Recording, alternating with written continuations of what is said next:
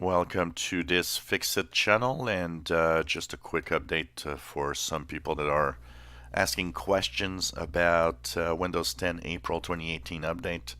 So just a few reminders for those that are actually wondering why they don't have it. There's telemetry that's being sent out by Windows to basically kind of tell Microsoft how things are working, what type of hardware you've got. And when they do new versions of Windows 10, they know that there are some types of hardware or some software that sometimes are incompatible at first.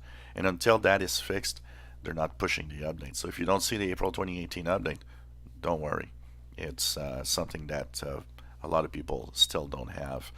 We don't have any numbers of how many people were updated yet, but it's normal that it might take several weeks to months before some of you might actually see an update.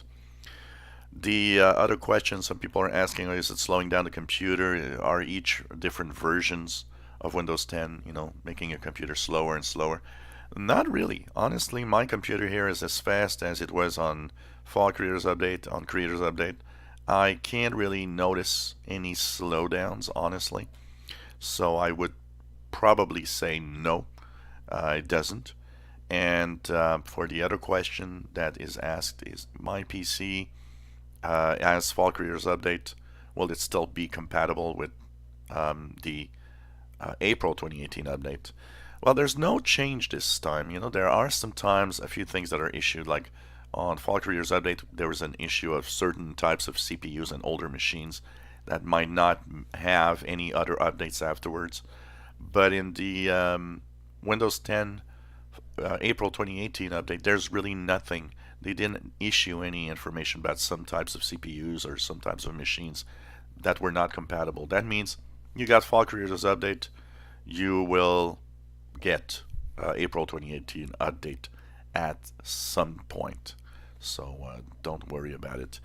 And last but not least, I think it's very important for everybody to understand not to push it if you are, of course, you don't have it.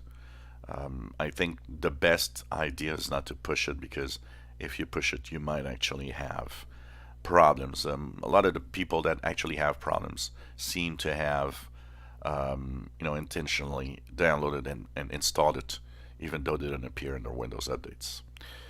If you enjoy my videos, please subscribe, give us thumbs up. Thank you for watching.